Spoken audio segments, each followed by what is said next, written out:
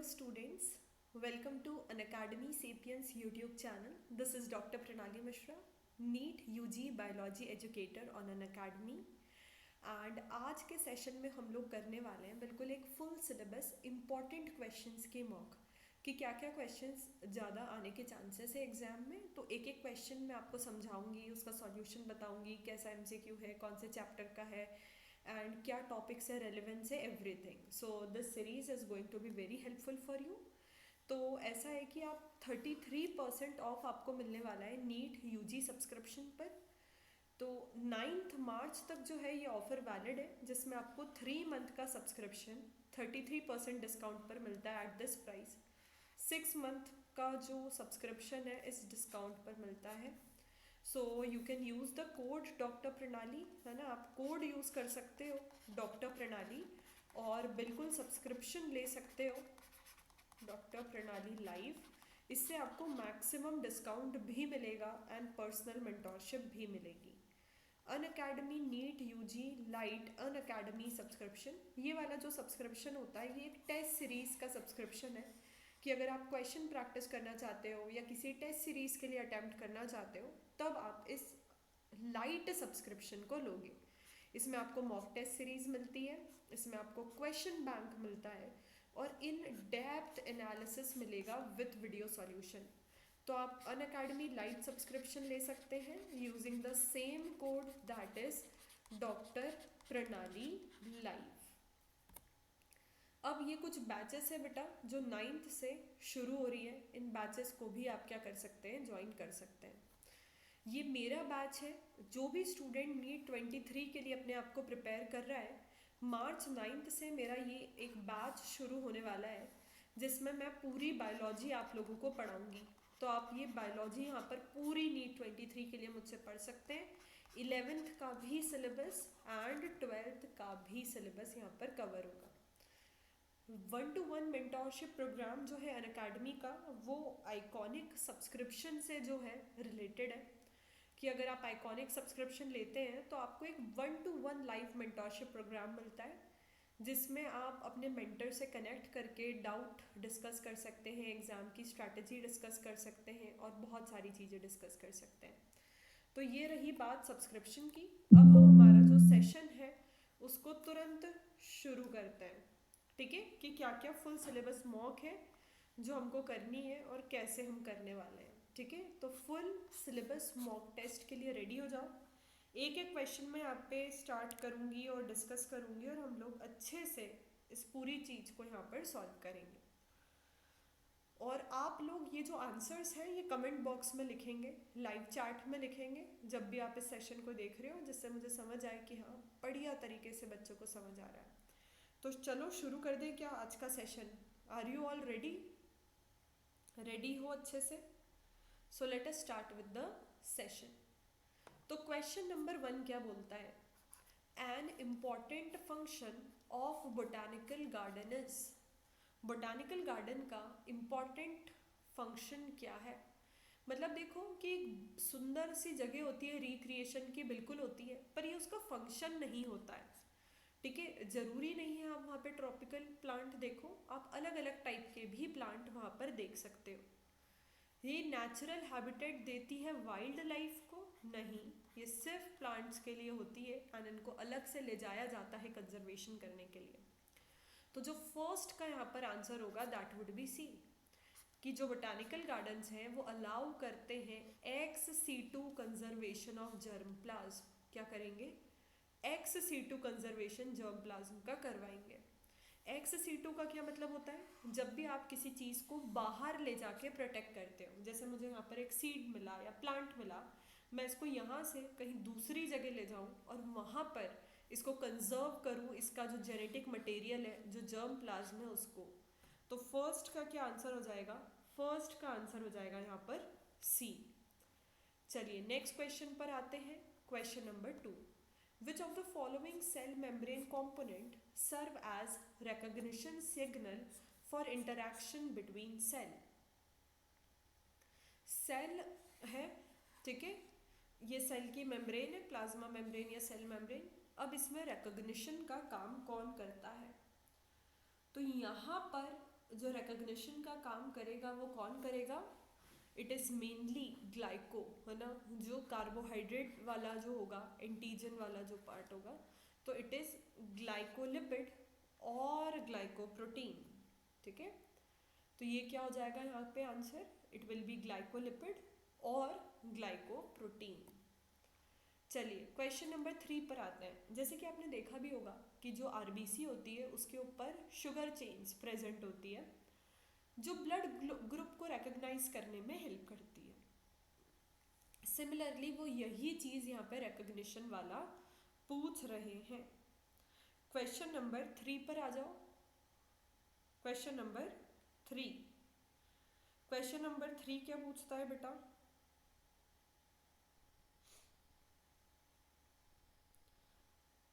Which of the following meristem is responsible for extrastellar secondary growth in dicot stem? कौन सी meristem होगी जो extra stealer के बाहर secondary growth करवाएगी? So the answer is phellogen. Answer क्या हो जाएगा? फेलोजन हो जाएगा। क्वेश्चन नंबर 4 पर आ जाते हैं। Nitrogenase enzyme is extremely sensitive to. Nitrogenase enzyme किसके लिए सेंसिटिव है? किसके लिए सेंसिटिव है nitrogenase enzyme? Nitrogenase enzyme is sensitive to oxygen. Nitrogenase enzyme जो होता है प्रोकैरियोट्स में मिलता है और प्रोकैरियोट्स में ये नाइट्रोजन फिक्सेशन का काम करता है। तो वहीं पर एक और पिगमेंट रहती है that is lag haemoglobin. Lag haemoglobin क्या करेगी?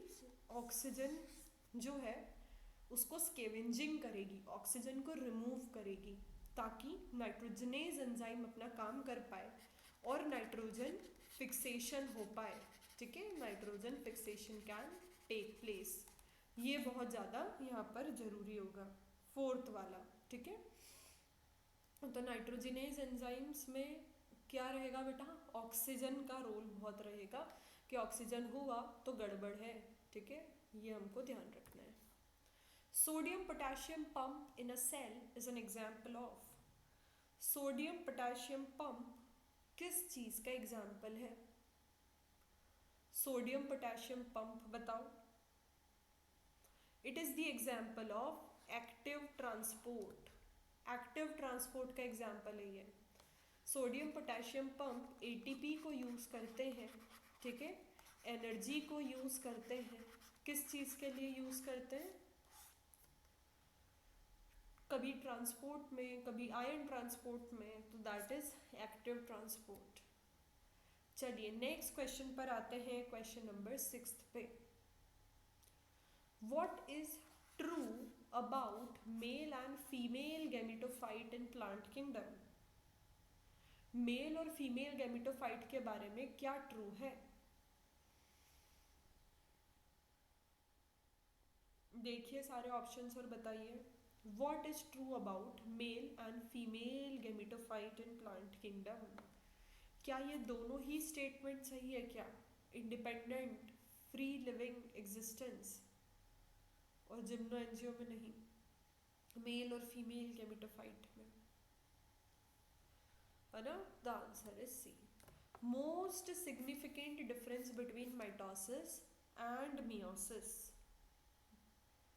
क्या डिफरेंस रहेगा बेटा माइटोसिस में और मियोसिस में, ये बताइए। Chromosomes are duplicated before mitosis, meiosis is not followed by cytokinesis. homologous pair of chromosomes are split up in meiosis. A spindle formed of microtubule moves the chromosome in mitosis. उल्टा उल्टा लिखा है, बस एक ही चीज़ है जो सही लिखी है कि जो होमोलोगस पेयर होंगे क्रोमोसोम के are split up in meiosis, meiosis में स्प्लिट होते हैं। Question number 8, cyclic photophosphorylation results in formation of. Cyclic photophosphorylation में क्या बनता है? जल्दी से बता दो। साइक्लिक में क्या बनेगा बेटा? cyclic photophosphorylation results in formation of it results in the formation of ATP. It results in the formation of ATP. समझ आ रहा है ना सबको अच्छे से? ATP बनाती है। कुछ कुछ चीज़ें आपको याद भी करनी होती है ना, to try to remember as much as you can. जितने ज़्यादा MCQs एक दिन में करोगे ना उतना ज़्यादा याद होगा। कुछ कुछ बच्चे क्या करते हैं कि एक बार एक चैप्टर करा, उसी का MCQ लगाया, फिर उसको, लेकिन जब आप मिक्स करते हो ना तो आपकी एक रिकॉलिंग कैपेसिटी बहुत बढ़ती है, और जब आप रिकॉल नहीं कर पाते हो और उसको फिर जाके लर्न करते हो, फिर वो एक लॉन्ग टर्म मेमोरी में क्या हो जाता है, इकट्ठा हो जाता है। Which of the following statements about herbarium is correct? Herbarium के बारे में क्या करेक्ट है? Correct about herbarium.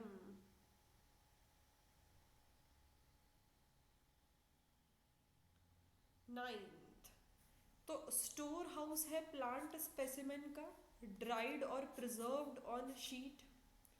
Herbarium sheet में क्या होगा, date, place of collection, name, family, collector name, सब कुछ होगा, और ये एक क्विक रेफरल सिस्टम की तरह काम करेगा। तो नाइन्थ का क्या आंसर हो जाएगा? नाइन्थ का आंसर ऑल ऑफ दीज हो जाएगा, कि सभी जगह जो है इस चीज़ का रोल है। ठीक है, सारी जगह ये हर्बेरियम प्लांट से रिलेटेड है, सब कुछ है उसमें, है ना।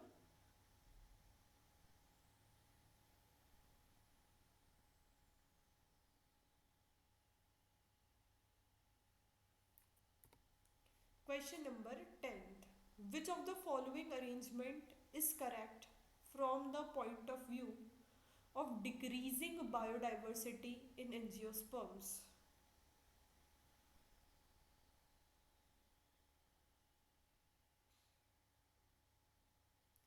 सब डाइवर्सिटी बताओ, सबसे ज़्यादा किसकी है, फिर किसकी है, फिर किसकी है?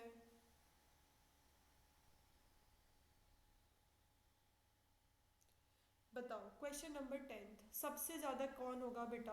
फंगस, एंजियोस्पर्म्स, एल्गी, टेरिडोफाइट, है ना। तो बायोडाइवर्सिटी एंड कंजर्वेशन वाला चैप्टर है, उसमें ऐसा पाई चार्ट बना है, और वो पाई चार्ट एक्सप्लेन कर रहा है ना कि ऐसा कैसा कैसा कितना क्या है। Hope the questions are easy, है ना। क्वेश्चंस नॉर्मल लेवल के ही हैं। बाइकोलेटरल वैस्कुलर बंडल में कौन सा अरेंजमेंट होगा?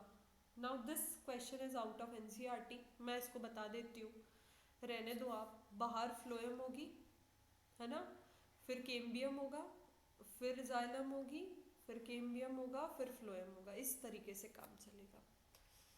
नेक्स्ट पे आ जाओ। Lowest and highest energy molecule कौन सा है?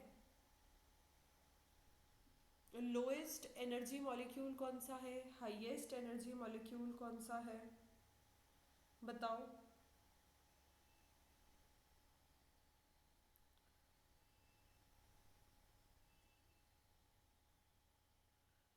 लोएस्ट कौन सा है, हाईएस्ट कौन सा है? क्या एसिटाइल कोएंजाइम ए और पामिटिक एसिड है क्या, है ना। Next, comes under the group chrysophyte. Chrysophytes के अंदर कौन आते हैं बेटा? बायोलॉजिकल क्लासिफिकेशन में पढ़ा है ना हमने कि क्राइजोफाइट्स के अंदर कौन आएगा, बताओ। डेस्मिड्स एंड गोल्डन एल्गी, बताओ क्राइजोफाइट्स के अंदर क्या आएगा? 13th, which of the following pair comes under the group chrysophyte? ठीक है, तो it is diatoms, desmids and golden algae. इस तरीके से ये काम चलेगा, है ना। इसी को तो डेस्मिड को ही क्या बोला जाता है, डेस्मिड को ही तो गोल्डन एल्गी बोला जाता है ना। This is only golden algae. Next, denitrification is carried out by.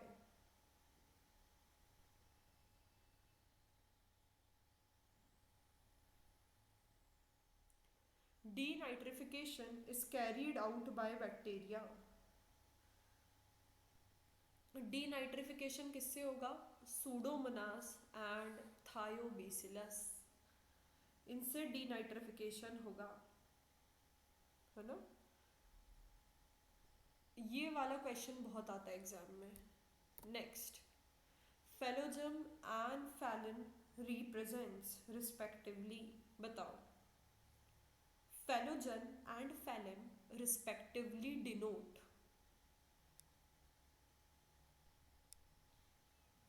क्या डिनोट करेंगे रिस्पेक्टिवली? कंफ्यूजिंग है क्वेश्चंस, मतलब उन्होंने रिस्पेक्टिवली पूछा तो आपको पहले यहाँ फेलोजन का बताना है, फिर यहाँ पे फैलम का बताना है। कॉर्क, केम्बियम और कॉर्क, कंफ्यूजन तो नहीं हो रहा? कॉर्क, केम्बियम एंड कॉर्क, ठीक है, इस तरीके से चलेगा। During the post fertilization period, post fertilization period मतलब क्या होता है? आफ्टर फर्टिलाइजेशन, फर्टिलाइजेशन के बाद, जब भी फर्टिलाइजेशन के बाद वाला पीरियड आएगा, ओव्यूल किस में डेवलप हो जाएगा, ओवरी किस में हो जाएगी?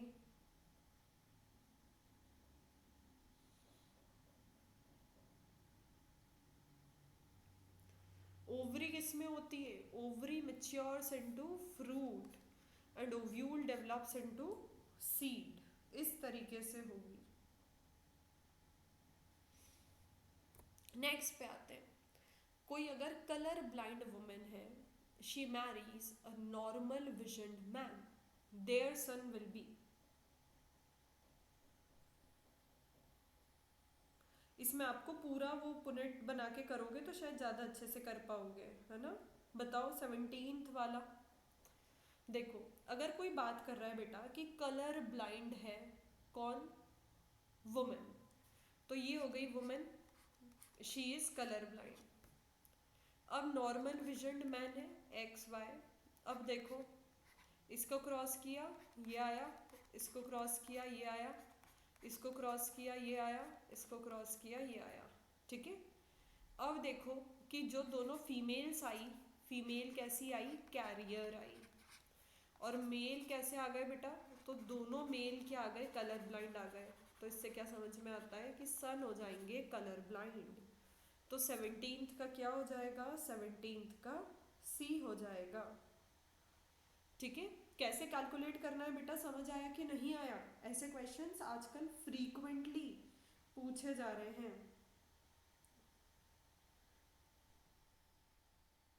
काफ़ी पूछते हैं ये कलर ब्लाइंड वाले, हीमोफीलिया वाले, है ना।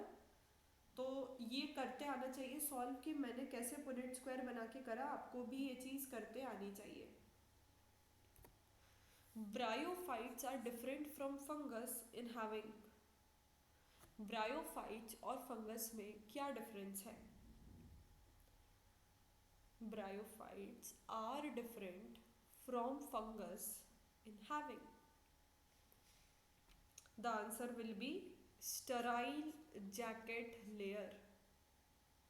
Sterile jacket layer. Non jacketed होते हैं ना, एक एक के जैकेटेड होंगे। ओके, ऑर्गेनिज्म एंड पॉपुलेशन से जो ग्राफ बनाए ऑर्गेनिज्म एंड पॉपुलेशन में, एनुअल प्रेसिपिटेशन वाला एंड एनुअल मीन टेम्परेचर वाला, उससे ये आया गया है, उससे ये आया हुआ है।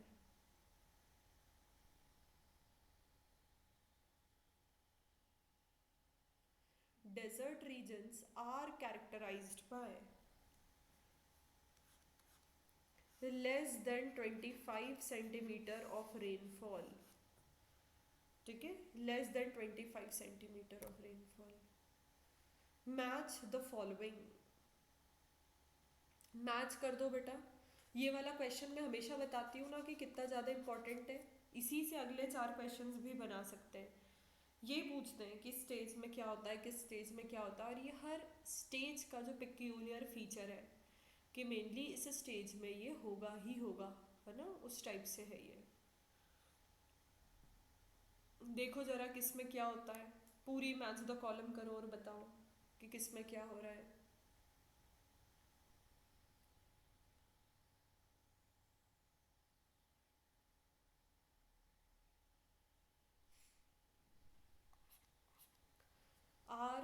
Towards spindle equator, chromosome equator की तरफ कब जाएंगे?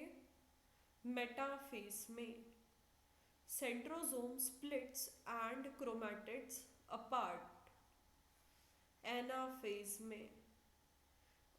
Pairing between homologous chromosome takes place, zygotene में। क्रॉसिंग ओवर कब होगा? पैकिटीन में। तो 20 का क्या हो जाएगा? सी हो जाएगा। 20 का क्या हो जाएगा? सी हो जाएगा। चलिए, question number 1, which one of the following pair is not correctly matched? Correctly matched नहीं है।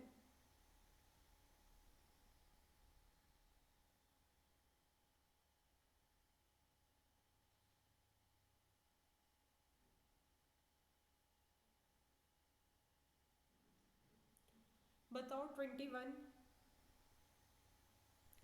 नॉट करेक्टली मैच्ड ये बताना है, बिल्कुल आपको अलग से दिख जाएगा, है ना, कि कौन सा करेक्टली मैच्ड नहीं है।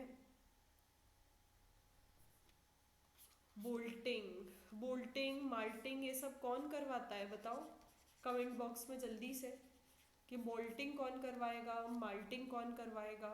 एक ही जगह से हो रहा है ना दोनों चीज़ें, कौन सी जगह है वो? नेक्स्ट क्वेश्चन, नेक्स्ट क्वेश्चन क्या बोलता है बेटा?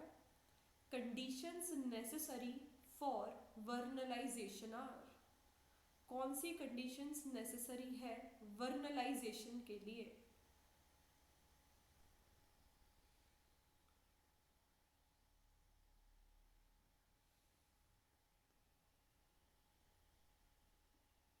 The conditions necessary for vernalization, low temperature चाहिए, ऑक्सीजन एंड वाटर चाहिए। वर्नलाइजेशन मतलब क्या होता है? लो टेम्परेचर पे फ्लावरिंग करवा दो, है ना, तो that is vernalisation, low temperature और ऑक्सीजन एंड वाटर।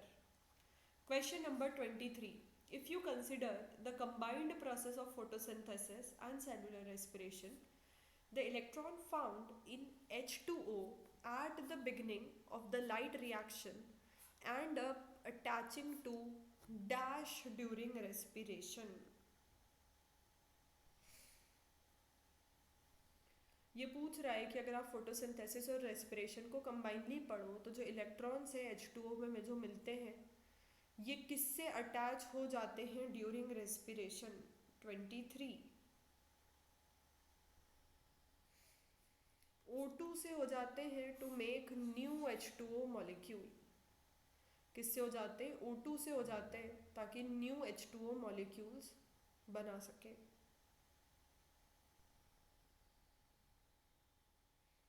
ठीक है बेटा, नेक्स्ट क्वेश्चन पर आ जाए कि नहीं? पढ़ लो एक बार अगर कंफ्यूजन लग रहा है तो, कि फोटोसिंथेसिस और रेस्पिरेशन में देखो तो जो इलेक्ट्रॉन थे H2O के किस में कर जाएंगे अटैच? इधर कर जाएंगे। ऑक्सीजन से कौन रिएक्ट करता है? वेरी इंपॉर्टेंट क्वेश्चन अगेन, ये भी मैंने स्टार मार्क करवाया था ना पढ़ाते टाइम। 24,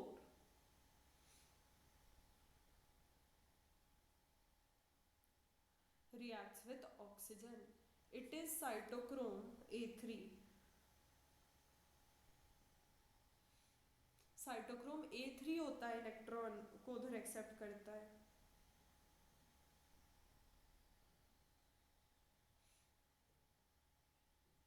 ठीक है, नेक्स्ट पे आ जाओ। कौन सी एल्गी रेयरली मिलती है फ्रेश वाटर में? प्लांट किंगडम में ऐसी एक चार्ट दी हुई है ना, उस चार्ट में लिखा है ना, हाँ, कि फ्रेश वाटर और ब्रैकेट में रेयर, कहाँ पर लिखा है वो बताओ? 25, किस में लिखा है ऐसा? Rarely found in fresh water.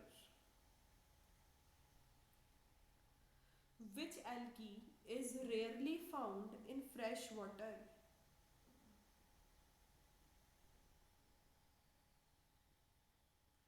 Brown algae बेटा, ये ब्रैकिश या फिर सॉल्ट वाटर में मिलेगी। They are rarely found in fresh water. तो ये जो फियोफाइसी है ये क्या हो गई है? ब्राउन एल्गी हो गई है। Which of the following processes during decomposition is correctly described? Correctly described कौन सी है?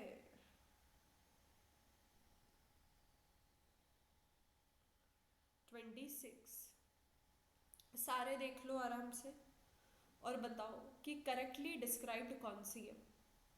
देखो आज हम 40 क्वेश्चंस करेंगे है ना, और अगली क्लास में 50 क्वेश्चंस करेंगे। तो आज आप 40 के हिसाब से मुझे बताना है ना कि कैसा क्या है, और फिर 50 का।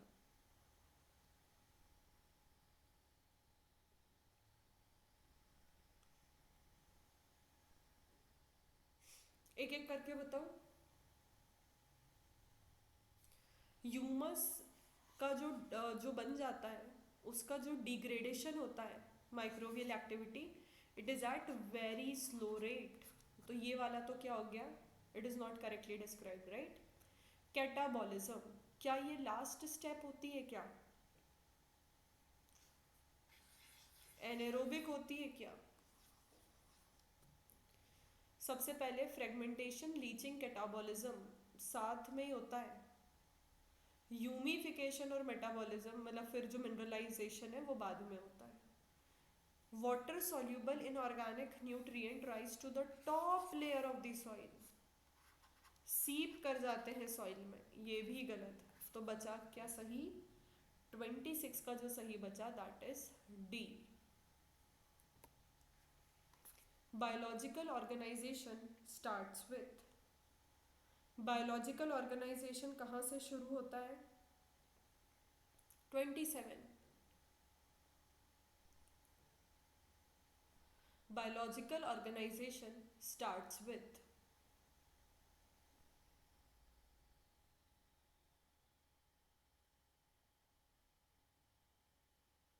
कैसे स्टार्ट होगा बायोलॉजिकल ऑर्गेनाइजेशन? सब माइक्रोस्कोपिक मॉलिक्यूलर लेवल पे होता है, सब माइक्रोस्कोपिक मॉलिक्यूलर लेवल, बहुत छोटे से शुरू हो जाता है। कहाँ पर लिखा है ये लिविंग वर्ल्ड में भी लिखा है, सेल में भी लिखा है। Next question, very easy question. Next question क्या है बेटा?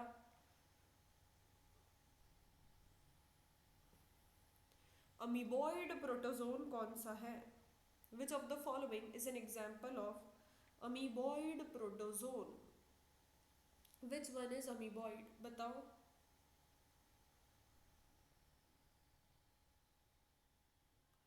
ट्रिपेनोसोमा है क्या? पैरामेशियम तो सिलिएटेड है, गोनियोलेक्स तो अलग ही है, डायनो। एंड अमीबा नाम से ही समझ में आ रहा है यही क्या है, अमीबॉइड प्रोटोजोन है। 28 का क्या हो जाएगा? 28 का डी हो जाएगा। नेक्स्ट क्वेश्चन पर आ जाओ, क्वेश्चन नंबर 29।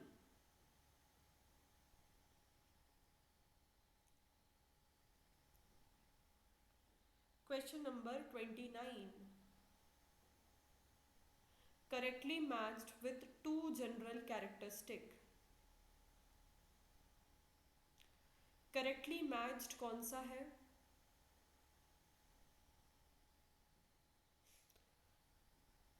एनिमल किंगडम का क्वेश्चन है, आराम से देखो और बताओ।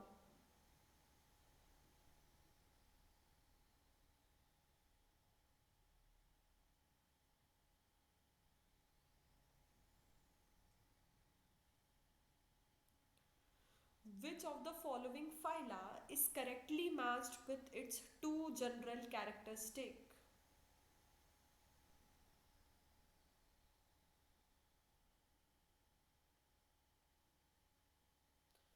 कौन सा वाला करेक्ट है? कहाँ कहाँ पे गड़बड़िया है देखना शुरू करो। मोलस्क नॉर्मली कैसे होते हैं? ओवी पैरस होते हैं, लार्वा उनमें बनता है।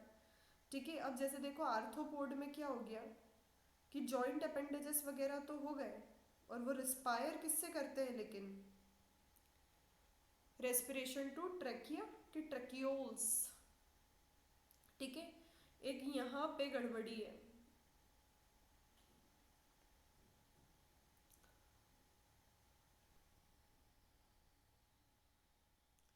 कॉर्डेटा में क्या है बेटा, बताओ जल्दी से, इन दोनों का डिफरेंस हम लोगों को बताना है।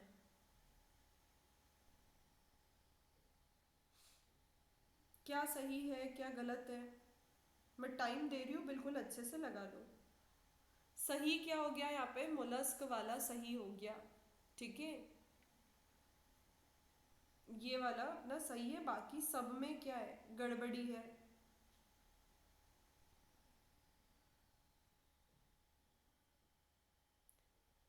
ट्रोकोफोर और वेलीजर लार्वे सही है ना। अब इकाइनोडर्मेटा में इन्होंने इतना ज़्यादा जनरलाइज कर दिया है कि जो लार्वा होगा वो कैसा होगा। लार्वा का लिखना चाहिए था बायलेटरल होता है, अडल्ट का क्या होता है, रेडियल होता है, दोनों चीज़ें आपको यहाँ पे बतानी चाहिए थी। और फर्टिलाइजेशन कैसा होता है, इंटरनल होता है कि एक्सटर्नल होता है, एक्सटर्नल होता है। आर्थ्रोपॉड में क्या हो जाएगा, सिर्फ ट्रैकिया क्यों लिखा है, ट्रैक्यूल्स लिखो, बुक गिल्स, बुक लंग्स ऐसा लिखो, ठीक है। और ये जो ओपनिंग है, मे और मेनॉड भी सेपरेट है ना, जरूरी थोड़ी है कि सेपरेट ही रहे, किसी किसी में क्लोका भी तो है, तो इसीलिए 29th का क्या हो जाएगा, 29th का डी हो जाएगा। Adaptive radiation refers to, adaptive radiation का क्या मतलब होता है, क्वेश्चन नंबर 30। तो अलग अलग स्पीशीज किससे निकल रही है, एक कॉमन एंसेस्टर से निकल रही है, that is known as what, that is known as adaptive radiation. तो 30 का क्या हो गया, 30 का ए हो गया। बॉडी टेम्परेचर रेगुलेशन से कौन रिलेटेड है, वेरी इजी बेटा, regulation of body temperature. Body temperature से रिलेटेड कौन हो जाएगा यहाँ पे, हाइपोथैलेमस, यही थर्स्ट को भी करेगा, यही सटाइटी सेंटर भी रहेगा, है ना, स्टारवेशन वगैरह यही बताता है। तो 31 का क्या हो जाएगा, सी हो जाएगा। 32 पे आ जाओ, find out the pair which are correctly matched, मतलब मैच द कॉलम करनी है बेसिकली तुम्हें, तो करो।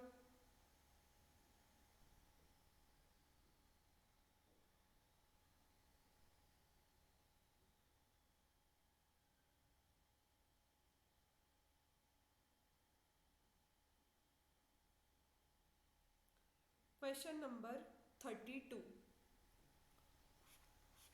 पीसीआर में क्या होता है, एम्प्लीफिकेशन ऑफ द जीन होता है, और बायोरिएक्टर में क्या होगा, लार्ज स्केल कल्चर होगा।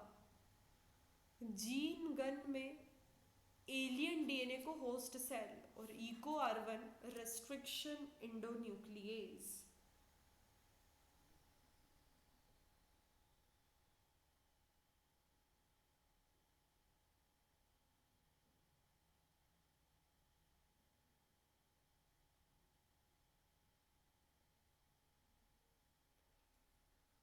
ठीक है, तो 32 हो जाएगा।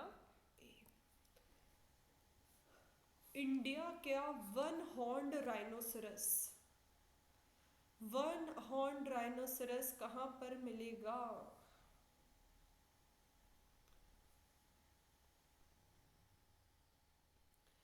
Which national park is the new home of Indian one horned rhinoceros.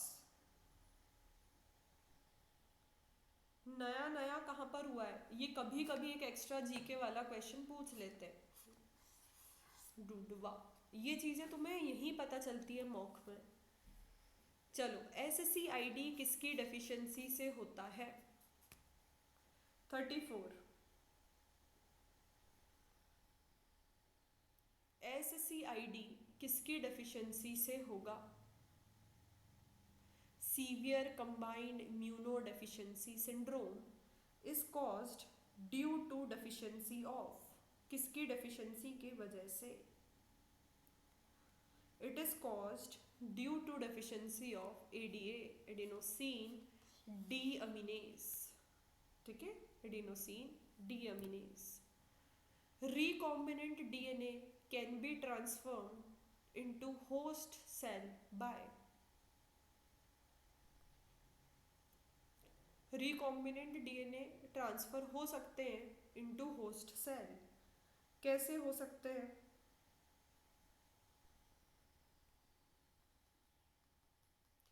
अगर मुझे रिकॉम्बिनेंट डीएनए को ट्रांसफर करना है होस्ट सेल में तो कैसे करेंगे? 40 क्वेश्चंस आज करते हैं, 50 फिर अगली क्लास में करते हैं ना। बी प्रिपेयर्ड, और बिल्कुल सेशन को लाइक कर दो यार, है ना। अगर तुम्हें मज़ा आ रहा है, तुम्हें लग रहा है कि क्वेश्चंस बहुत क्वालिटी है, या फिर ऐसे तुम्हें नहीं मिलते बिना क्वेश्चन किए, तुम्हें कभी नहीं पता चलता, तुम कजीरंगा ही ढूंढ रहे थे और आंसर डूडवा था, ये चीज़ें यहीं पता चलती है।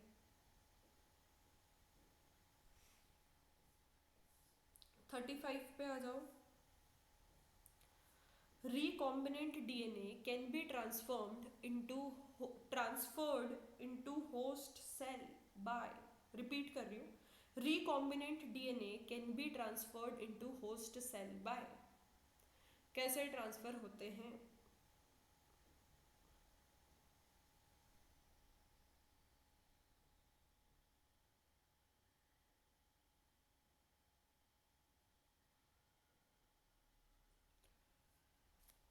हमको रिकॉम्बिनेंट डीएनए को अंदर भेजने के लिए अलग अलग टाइप का जीन गन, ऐसे वैसे मेथड्स यूज करनी पड़ती है, कभी डाईवैलेंट से ट्रीट करना पड़ता है। The correct chronological sequences, correct sequence क्या है? 36। करेक्ट सीक्वेंस क्या है?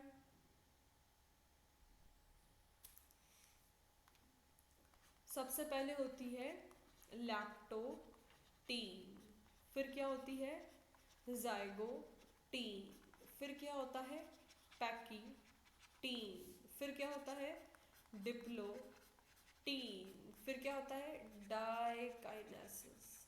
इस तरीके से काम चलेगा। 36 का क्या हो जाएगा? It should be D. Progestasert and LNG-20R, progestasert और LNG-20 क्या है? आईयूडीज है, इंट्रा यूट्राइन डिवाइसेस। करती क्या है? हार्मोन रिलीज करती है, हार्मोन रिलीजिंग आईयूडीज है ये, ठीक है। प्रोजेस्टासर्ट and LNG-20। At which stage of HIV infection does one usually show symptoms of AIDS?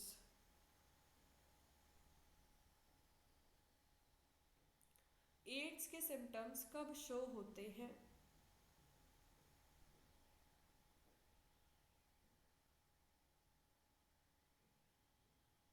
At which stage of HIV infection does one usually show symptoms of AIDS?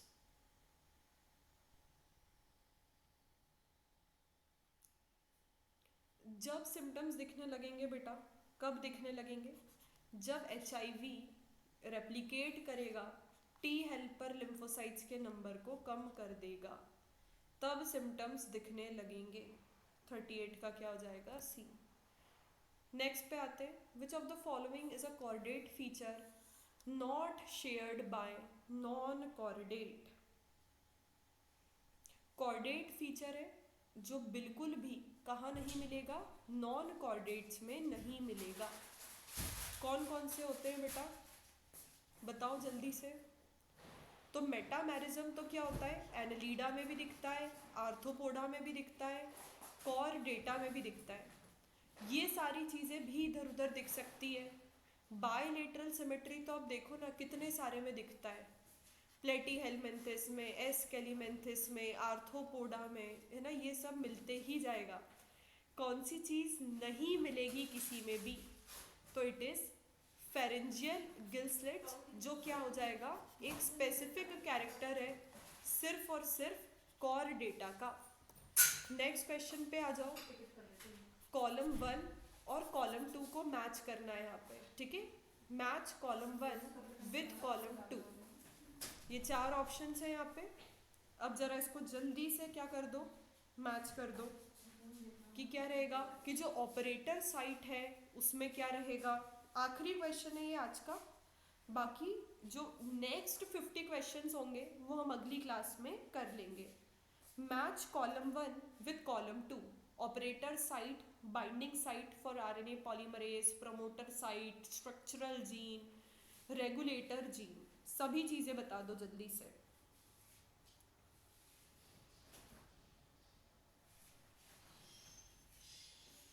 कैसी matching रहेगी बेटा इसकी? Question number 40 की operator site binding site हो जाएगी repressor की, promoter RNA polymerase की, structural gene ये और रेगुलेटर जीन ये।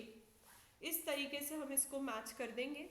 अगली क्लास के लिए बेटा प्रिपेयर्ड रहना, हम नेक्स्ट 50 क्वेश्चंस करेंगे। आज का तो ये आखिरी क्वेश्चन था। I hope you really have enjoyed this session and do like the video, है ना। जो भी अटेंड करा है सेशन को बिल्कुल लाइक कर दो और कमेंट बॉक्स में बताना कि कितने आप लोगों के सही गए। ठीक है, तो चलिए फिर मिलते हैं अगले सेशन में। Bye bye.